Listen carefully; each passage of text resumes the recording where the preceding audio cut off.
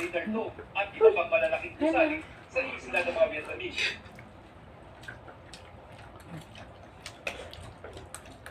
Ayon sa AFP, magiging priority din ang pagpapaganda ng mga pasilidad ng mga isla gaya ng nabisita natin kanina sa Likas at hindi lamang magko-concentrate sa Pag-asa Island kung saan kumpleto na ang runway, dinadagdagan pa at halos tapos na rin ang ginagawang watchtower at ang pagpapalawak ng sinasabing o yung tinatawag extension na na shelter na magagamit dilaw ng sa'yo civilian yan. at military. Sa'yo ba yan? At dahil mula rito sa Kalayaan Island, Yung isa, dalawa yan eh. Yung isa sa baba, yung isa sa akin. Bakit? Yung nandiyan sa taas at sa'yo yan. Hiniram ni Angelo eh. Bakit? Kasi extension daw eh, dinala daw sa Kabukoy. Kalimutan yata yung ni Cristo. Tapos, Eh, wala itong sasaksakan yung ano. Ilaw daw doon. Ang nagsabi. kailan hiniram? Sa saligang batas, ang pagkilos Ngayon, di ba tawag ako? Ah? impeachment complaint. Anong sabi? Laban kay Vice President Sara Duterte. Tinanong niya sa akin extension. Sabi ko nandito daw ba sa akin. Sabi ko, wala.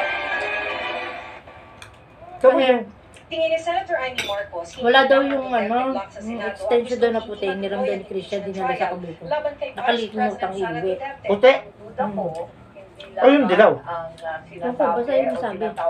Eh, wala yata daw pagsasaksakan yung pamilo yung sasaksak. Ang pakiramdam ko, mismo ang administrasyon ay may mga grupo na nagsasabi na wag nang ituloy at baka mapahiya lang sa numero. Kaya kakampi man daw ng mga Duterte o ng administrasyon, duda ni Senator Ilan Amy. subscribers na? Hinahanap ngayon ng solusyon. 1,000? Hinahanap ngayon ay Ha?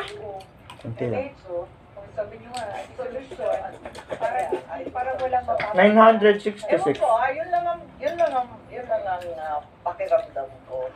Kahapon, inamin ni Kunti Senator pa lang. Bato de la Rosa na isinusulong niya ang isang Senate resolution para ibasura ang Pag impeachment nag-1,000 na yun, politisin. anong Ilang mangyayari? versyon na raw nito ang nakita ni Senator Amy. Ano na, magiging 1K. Parang ikapo na yata. Subscriber. Tapos mula noon, meron pa 1K nga naman. dalawa pa yata. Naging 1,000, Pero 1K ayon na. kay Christian Munson, isa sa mga bumalangkas ng 1987 Constitution, ang pagbasura ng Ba't ang isang ganyan pa, Yus? case Ano ka ba? sa plenaryo lang ng Senado. Bad yun. Because under the Constitution is the duty of... Lagi ka na sinasabihan na bad yun, hindi mo pa rin That's right. tinitigilan.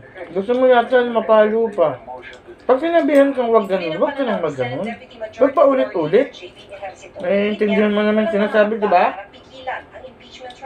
Pag naiintindihan mo, wag mo nang ulit-ulit ng sigaw. Masama kasi yun eh. Pag sinabing masama, wag mo nang ulit-ulitin. Tumagtag naman ng UP Ha? Colorado sa mga kumakalampas